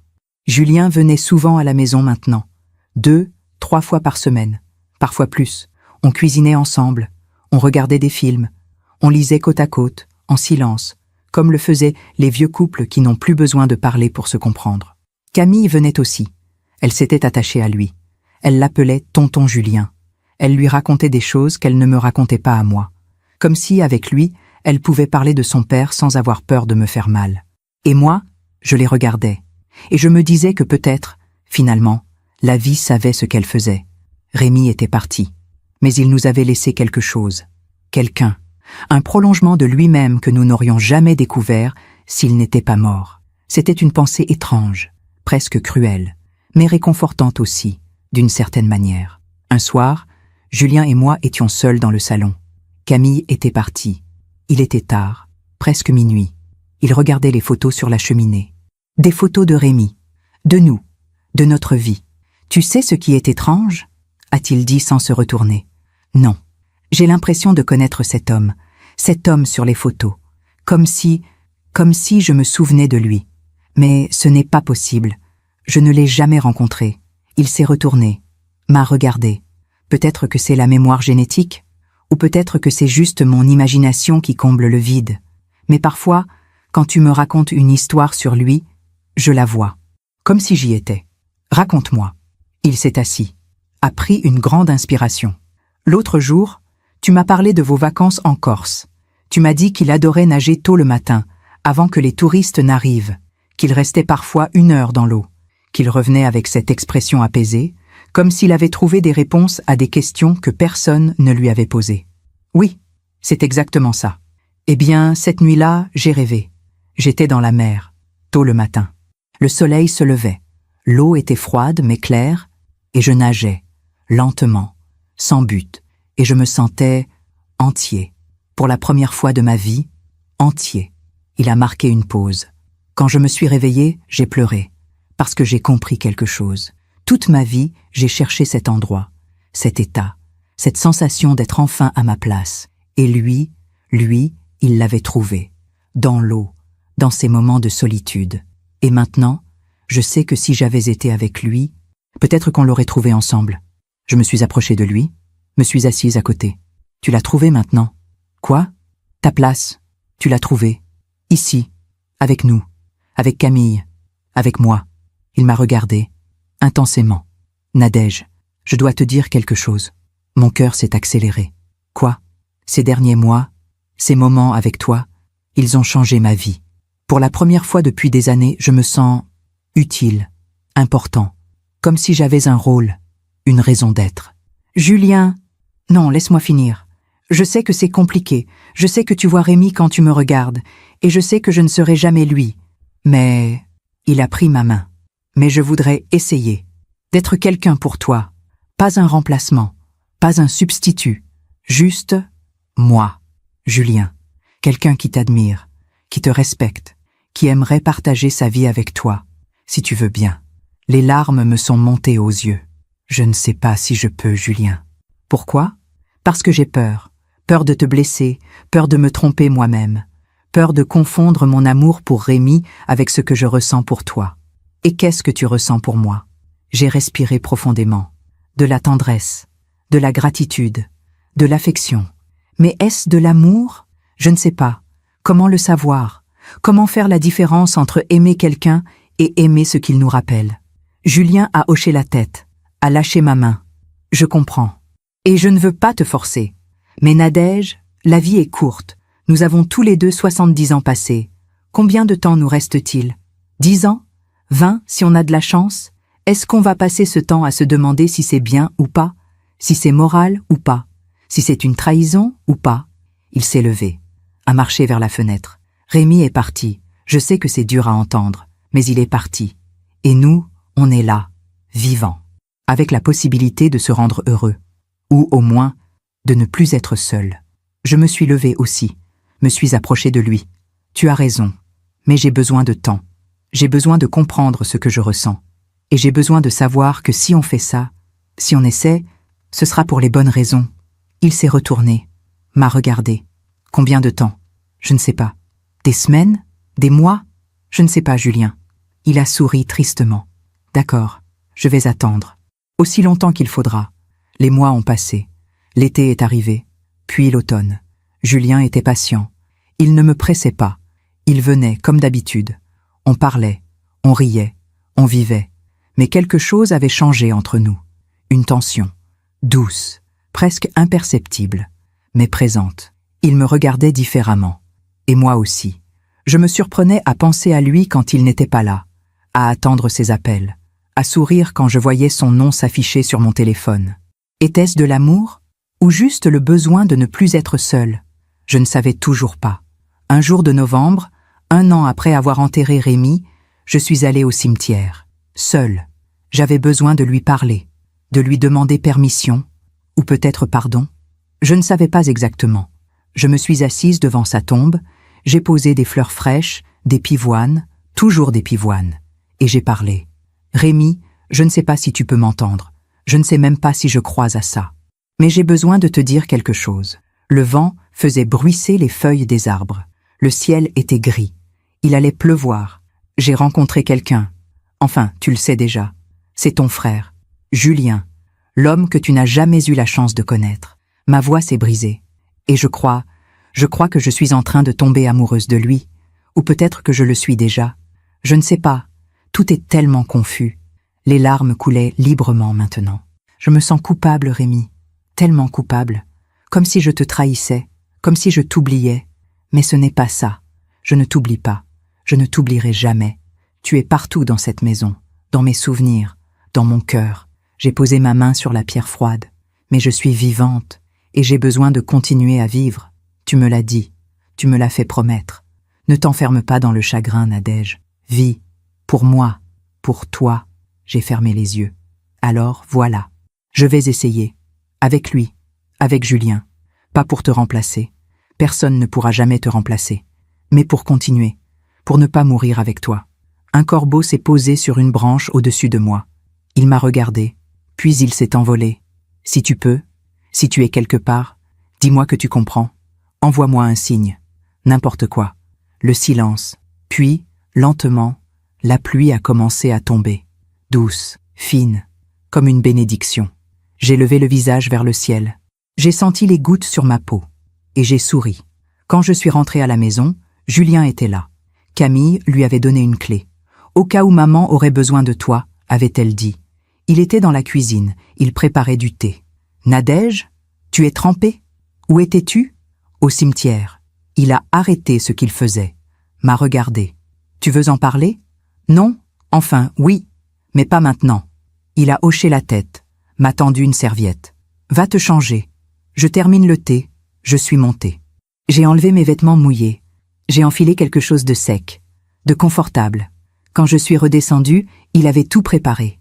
Thé, biscuits, il avait même allumé la cheminée.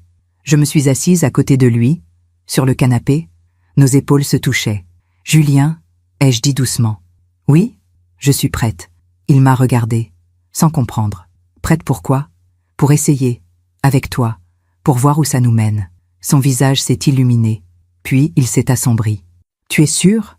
Je ne veux pas que tu fasses ça par pitié, ou par solitude, ou parce que tu crois que tu me dois quelque chose. Ce n'est rien de tout ça. Alors quoi? J'ai pris sa main, les serré fort. C'est parce que tu me rends heureuse, parce que quand tu es là, je me sens vivante, parce que tu n'es pas Rémi, mais tu es toi. Et toi, ça me suffit. Il a fermé les yeux. Une larme a coulé sur sa joue. Je ne te décevrai pas, Nadège. Je te le promets. Je sais. Il s'est penché vers moi, lentement, laissant le temps de reculer si je le voulais. Mais je ne l'ai pas fait.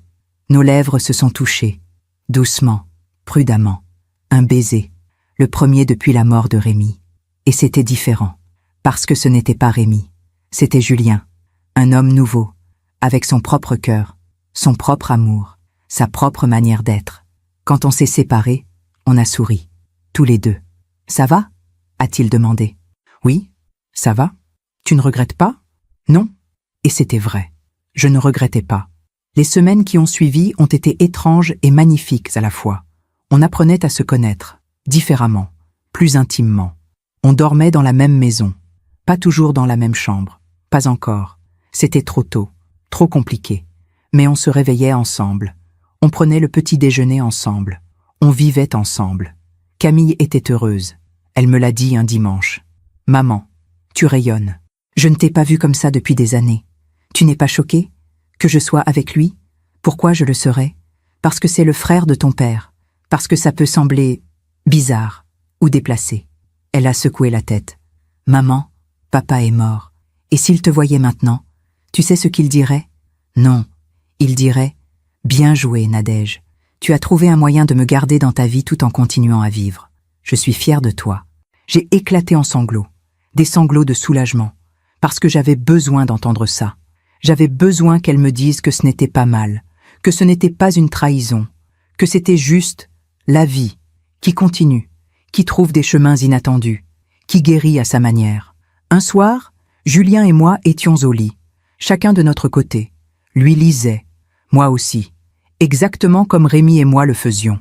Mais ce n'était pas Rémi, et ça n'avait plus d'importance. « Nadège » a-t-il dit sans lever les yeux de son livre. « Oui, je t'aime. » Mon cœur s'est arrêté. C'était la première fois qu'il le disait. J'ai posé mon livre, les regardé. « Tu n'es pas obligé de me le dire en retour » a-t-il ajouté rapidement. « Je sais que c'est compliqué, que tu as besoin de temps.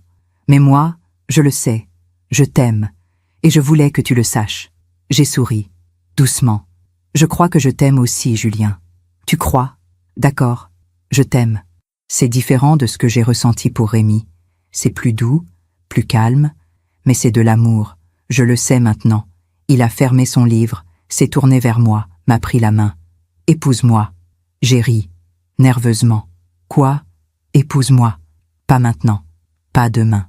Mais un jour, quand tu seras prête, quand tu auras fait ton deuil complètement, quand tu pourras me regarder sans voir Rémi. Épouse-moi, et on finira notre vie ensemble. » Les larmes me sont montées aux yeux. « D'accord. D'accord? Oui, un jour, quand je serai prête, je t'épouserai. » Il m'a serré dans ses bras, fort, comme s'il avait peur que je disparaisse.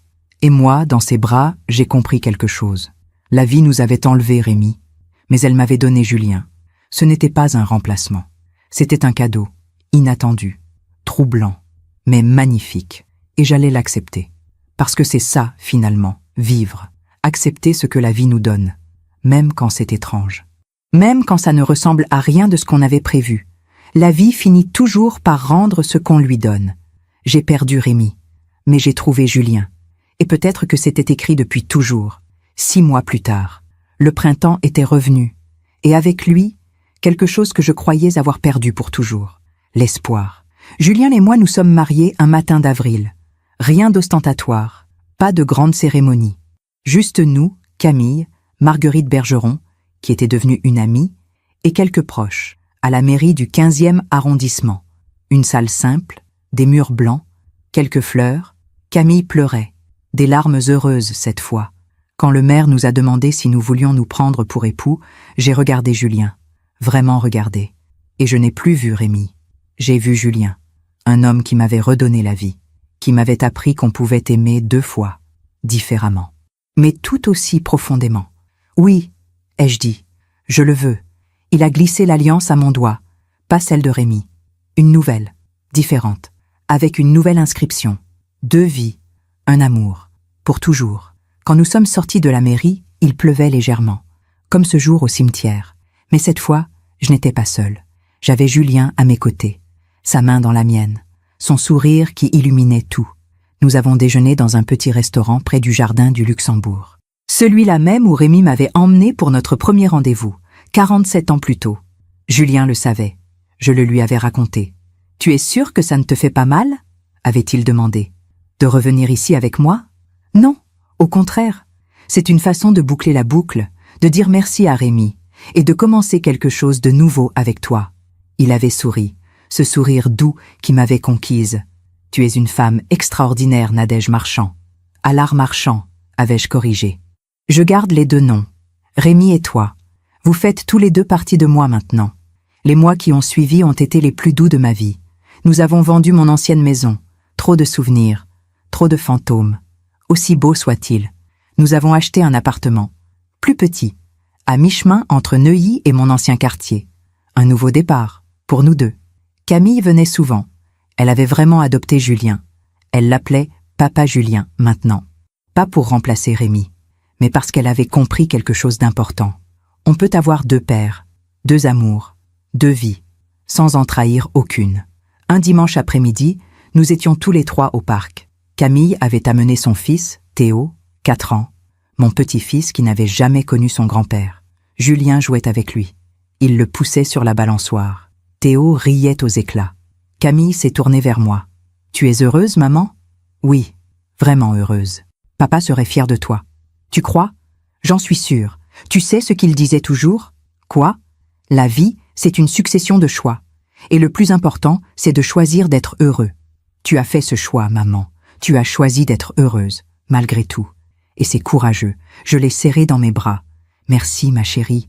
Merci de comprendre. Il n'y a rien à comprendre. Il y a juste à accepter et à se réjouir, parce que tu le mérites, plus que quiconque. Mais toutes les histoires ont leurs zones d'ombre, leurs moments difficiles, leurs tempêtes inattendues. La nôtre est arrivée un matin de juin. Julien était fatigué depuis quelques semaines. Il disait que c'était l'âge, que c'était normal à 69 ans, qu'il fallait juste qu'il se repose davantage. Mais moi, je voyais qu'il maigrissait, qu'il avait le teint gris, qu'il dormait mal. « Julien, tu devrais voir un médecin. Ce n'est rien, Nadège, juste un peu de fatigue. S'il te plaît, pour moi, fais des examens. » Il a fini par accepter, plus pour me rassurer que par conviction. Il est allé voir son médecin, qui lui a prescrit des analyses, une échographie, un scanner. 2 semaines plus tard, nous étions assis dans le cabinet du docteur Lemoine, un homme d'une 50aine d'années. Regard sérieux, voix posée. « Monsieur Marchand, madame, je vais être direct avec vous. Les résultats ne sont pas bons. Mon cœur s'est arrêté. »« Que voulez-vous dire ?» ai-je murmuré. « Nous avons détecté une masse au niveau du pancréas. D'après les examens, il s'agit d'un cancer. Stade avancé. » Le silence, un silence assourdissant. Julien ne bougeait pas. Il regardait le médecin, sans expression, comme s'il ne comprenait pas les mots. « C'est grave ?» a-t-il fini par demander. Le docteur Lemoine a baissé les yeux. « Oui, c'est grave. Le cancer du pancréas est l'un des plus agressifs. À ce stade, les options thérapeutiques sont limitées. »« Combien de temps ?» ai-je demandé, la voix tremblante. « Difficile à dire avec certitude, quelques mois, peut-être 1 an avec la chimiothérapie. Mais je dois être honnête avec vous. La chimiothérapie ne guérira pas le cancer. Elle peut seulement ralentir sa progression et améliorer la qualité de vie. » Julien a hoché la tête, lentement. « Je comprends. Vous avez besoin de temps pour réfléchir, » a ajouté le médecin. « Discutez-en ensemble. Puis revenez me voir. On décidera du traitement. » Nous sommes sortis du cabinet en silence. Dans la voiture, personne ne parlait. Quand nous sommes arrivés à la maison, Julien s'est assis sur le canapé, a posé sa tête dans ses mains. « Ce n'est pas juste, » a-t-il murmuré. Je me suis assise à côté de lui. « Je sais. J'ai attendu toute ma vie pour être heureux, vraiment heureux.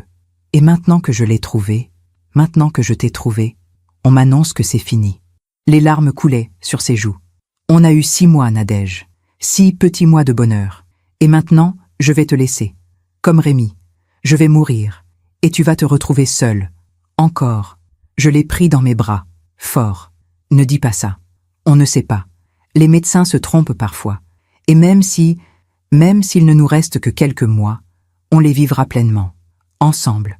On ne va pas gâcher ce temps à pleurer sur ce qu'on va perdre. On va profiter de ce qu'on a. » Il m'a regardé, les yeux rouges. « Comment tu fais ? Comment tu arrives à être si forte ? » « Je ne suis pas forte, je suis terrifiée. Mais j'ai déjà perdu Rémi, je sais ce que c'est, et je sais qu'on ne peut pas empêcher la mort. Mais on peut choisir comment on vit. Jusqu'au bout. » Il a souri tristement. « Tu es incroyable, tu sais ça ? Non. Je suis juste une femme qui a compris que la vie est trop courte pour avoir peur. » Julien a commencé la chimiothérapie en juillet. Les séances étaient difficiles. Il était fatigué, nauséeux. Il perdait ses cheveux, son appétit. Mais il ne se plaignait jamais. Il disait qu'il avait de la chance. d'avoir vécu, d'avoir trouvé son frère, même trop tard, d'avoir trouvé l'amour, même tard dans sa vie. La plupart des gens passent leur vie entière sans jamais connaître ça, disait-il. Moi, je l'ai eu, même brièvement. Je suis un homme chanceux. Camille venait le voir souvent. Elle lui apportait des livres, des films, des petites attentions qui lui réchauffèrent le cœur. Un jour, elle lui a dit quelque chose qui l'a bouleversé. « Tonton Julien, merci. Merci pourquoi? Pour avoir rendu ma mère heureuse, pour m'avoir donné l'impression de retrouver un peu de papa, pour avoir été là quand on avait besoin de quelqu'un. » Il a pleuré, longuement. « C'est moi qui vous remercie. Vous m'avez donné une famille, quelque chose que je n'avais jamais eu. Et maintenant, même si je pars, je sais que j'ai laissé quelque chose derrière moi. Une trace, un amour, un lien. Les mois ont passé, plus vite que je ne l'aurais voulu. L'automne est revenu, puis l'hiver. Julien s'affaiblissait, lentement mais sûrement. En janvier, il ne pouvait plus sortir. Il restait à la maison. Dans le lit, je m'occupais de lui, comme j'avais pris soin de Rémi dans ces derniers jours. Mais cette fois, c'était différent. Cette fois, j'étais préparé. Je savais ce qui allait arriver, et j'avais décidé de vivre chaque instant pleinement, sans regret. Un soir de février, Julien m'a appelé. « Nadège ? Oui, mon amour ? Viens t'allonger à côté de moi. » Je me suis allongé. Il a pris ma main. « J'ai quelque chose à te dire. Je t'écoute. Merci. Pour tout. Pour m'avoir trouvé. Pour m'avoir aimé. Pour m'avoir donné les plus beaux mois de ma vie. Ne parle pas comme si c'était la fin. Mais c'est la fin, Nadège. On le sait tous les deux. Et c'est bien. J'ai eu une vie. Pas parfaite, mais belle. Et surtout, j'ai eu toi. » Il a fermé les yeux. « Tu sais ce qui est étrange? J'ai rêvé de Rémi la nuit dernière. » « Vraiment? » ?»« Oui. On était au bord de la mer, tous les deux. On nageait, comme des enfants. On riait, on plongeait. Et puis, il s'est retourné vers moi. Et il m'a dit « Merci de t'être occupé d'elle. Je savais que tu le ferais bien. » Les larmes me sont montées aux yeux. C'est beau. Oui. Et tu sais quoi? Je pense que c'était vrai. Je pense qu'il était là, quelque part, et qu'il nous a guidés l'un vers l'autre, parce qu'on avait tous besoin les uns des autres. Il a serré ma main plus fort. « Promets-moi quelque chose. »« Quoi ? » ?»« Promets-moi que tu ne t'enfermeras pas dans le chagrin. Encore une fois, promets-moi que tu continueras à vivre, à sourire, à aimer peut-être, si quelqu'un d'autre arrive dans ta vie. Julien, promets-le-moi. Je te le promets. » Il a souri, paisiblement. Alors je peux partir tranquille. Julien est mort 3 jours plus tard, paisiblement, dans son sommeil, sans douleur. J'étais à côté de lui. Je tenais sa main, comme j'avais tenu celle de Rémi. Mais cette fois, je n'ai pas pleuré tout de suite. J'ai juste souri. Parce que je savais qu'il était enfin avec son frère, quelque part, dans un endroit où ils pouvaient enfin se rencontrer, se parler, partager tout ce qu'ils avaient raté. Et moi, j'allais continuer à vivre, comme je leur avais promis, à tous les deux. Parce que c'est ça, l'amour. Ce n'est pas posséder quelqu'un, c'est le laisser partir quand il le faut, et continuer à l'aimer, même quand il n'est plus là. Parfois, on fait confiance à ceux qui ne la méritent pas, mais parfois, la vie nous envoie exactement la personne dont on a besoin, même si ce n'est que pour un temps. Elle m'a envoyé Julien, et maintenant, elle m'a repris les 2 hommes que j'aimais, mais elle ne m'a pas enlevé leur amour. Celui-là, il reste, pour toujours. Aujourd'hui, j'ai 73 ans. 2 ans se sont écoulés depuis la mort de Julien, 4 ans depuis celle de Rémi. Et me voici, assise dans mon appartement, à regarder par la fenêtre les cerisiers en fleurs qui annoncent le printemps. Je suis seule, mais je ne suis pas vide. Il y a une différence, vous savez, entre la solitude et le vide. La solitude, c'est un état. Le vide, c'est un choix. Et moi, j'ai choisi de ne pas être vide. Camille vient me voir tous les dimanches. Elle amène Théo, qui a maintenant 6 ans et demi. Il court partout dans l'appartement. Il rit. Il pose 1000 questions. Il me rappelle que la vie continue, que l'innocence existe encore. Parfois, il me demande « Mamie, pourquoi tu as 2 photos sur la cheminée? C'est le même monsieur ?» Et je lui réponds « Non, mon cœur, ce sont 2 messieurs différents, mais ils se ressemblent beaucoup, parce qu'ils étaient frères. Et parce que mamie les aimait tous les 2. Tu peux aimer 2 personnes en même temps? Oui, on peut aimer plusieurs personnes, différemment, mais tout aussi fort. » Il hoche la tête, satisfait. et il repart jouer. Les enfants ont cette sagesse simple que nous, adultes, avons oubliée. Ils acceptent, sans juger, sans compliquer. J'ai gardé les 2 alliances, celle de Rémi, celle de Julien. Je ne les porte plus. Elles sont dans une petite boîte en velours bleu, sur ma table de nuit. Mais parfois, le soir, je les sors. Je les regarde briller à la lumière de la lampe. Haine en air, pour toujours. 2 vies, un amour, pour toujours. 2 hommes, 2 histoires. Mais un seul amour, finalement. Parce que aimer Julien, ce n'était pas trahir Rémi. C'était prolonger l'amour que j'avais appris avec lui. C'était continuer à croire que, malgré la douleur, malgré les pertes, l'amour valait encore la peine. Il y a quelques semaines, je suis retournée au supermarché, celui où tout a commencé. Je n'y étais pas allée depuis des années. Trop de souvenirs, trop d'émotions. Mais ce jour-là, j'ai senti qu'il était temps. Temps de boucler la boucle. Temps de dire au revoir.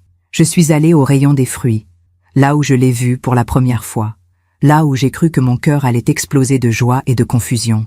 Il n'y avait personne, juste moi, et les poires bien alignées sur leur étagère. J'en ai pris une, les soupesées, exactement comme Rémi me l'avait appris, exactement comme Julien le faisait. Il faut qu'elles aient du poids, Nadège. Sinon, elles sont sèches à l'intérieur. J'ai souri, les larmes aux yeux. Vous avez raison, ai-je murmuré. Tous les 2. Une dame est passée à côté de moi, m'a regardé bizarrement. Parler toute seule, à mon âge, ça doit sembler étrange. Mais je m'en fichais, parce que je n'étais pas seule. Pas vraiment. Rémi et Julien étaient là, dans mon cœur, dans mes souvenirs, dans chaque geste que je fais, dans chaque décision que je prends. Ils font partie de moi, pour toujours. Il y a des jours où la douleur revient, forte, brutale, sans prévenir. Des jours où je me réveille et où j'oublie, pendant 1 seconde, qu'ils ne sont plus là. Et puis la réalité me frappe, et je dois recommencer, accepter. Encore une fois. Mais il y a aussi des jours où je souris, où je ris, où je profite du soleil sur mon visage, où je savoure un café, où je lis un livre, où je regarde Théo courir dans le parc. Ces jours-là, je me dis qu'il serait fier de moi, qu'il me regarde, quelque part, et qu'il sourit. Elle a tenu sa promesse. Elle continue à vivre. Marguerite Bergeron est devenue une amie proche. Elle passe me voir 1 fois par mois. On boit du thé. On parle. De tout. De rien. Un jour, elle m'a dit quelque chose que je n'oublierai jamais. « Nadège, vous savez ce qui est extraordinaire dans votre histoire ? Non. Dites-moi. C'est que vous avez transformé un drame en cadeau. La plupart des gens, quand ils découvrent un secret comme celui-là, des jumeaux séparés, une adoption cachée, ils en font un fardeau, un regret, un si seulement. Mais vous en avez fait une opportunité, une chance, un nouveau départ. Je n'avais pas le choix. Si, vous aviez le choix. Vous auriez pu vous enfermer dans votre chagrin, refuser de voir Julien, le rejeter. Mais vous ne l'avez pas fait. Vous avez accepté. Et ça, c'est du courage. J'ai souri. Ce n'était pas du courage. C'était de l'amour. C'est la même chose, non ? Peut-être qu'elle avait raison. Peut-être que l'amour et le courage sont les 2 faces d'une même pièce. Aimer, c'est accepter de souffrir, de perdre, de continuer malgré tout. Et c'est ce que j'ai fait. Aujourd'hui, quand je regarde en arrière, je ne regrette rien. Ni d'avoir aimé Rémi pendant 46 ans, ni de l'avoir perdu, ni d'avoir retrouvé son double dans un supermarché, ni d'avoir eu le courage de l'approcher, de lui parler, de tomber amoureuse de lui, ni de l'avoir perdu à nouveau, parce que chaque moment, chaque douleur, chaque joie m'a construite, m'a appris quelque chose sur moi-même, sur l'amour, sur la vie. Et aujourd'hui, je sais que rien n'est jamais vraiment perdu, que les gens qu'on aime restent avec nous, dans nos gestes, dans nos mots, dans nos souvenirs, que la vie peut être cruelle, mais qu'elle peut aussi être d'une générosité incroyable, que parfois, quand on perd quelque chose, on trouve autre chose, différent, mais tout aussi précieux. Il y a quelques jours, j'ai reçu une lettre. De qui ? Je ne sais pas. Il n'y avait pas de nom d'expéditeur, juste mon adresse, et à l'intérieur, une feuille blanche avec quelques mots écrits à la main. « Chère Nadège, je ne sais pas si vous vous souvenez de moi.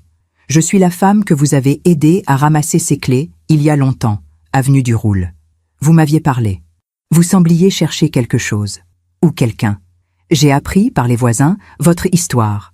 celle de Monsieur Marchand, de son frère, de vous.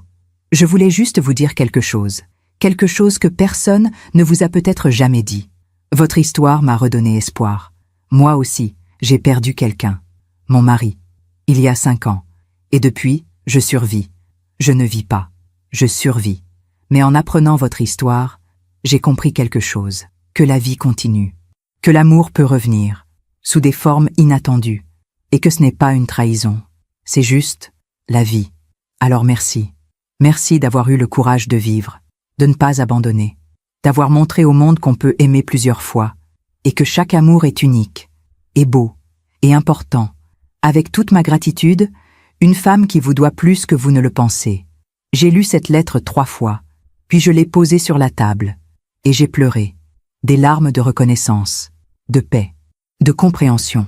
Parce que si mon histoire, cette histoire étrange, douloureuse, magnifique, avait pu aider ne serait-ce qu'une personne à se sentir moins seule, alors tout cela avait eu un sens. Aujourd'hui, je vis dans un petit appartement lumineux.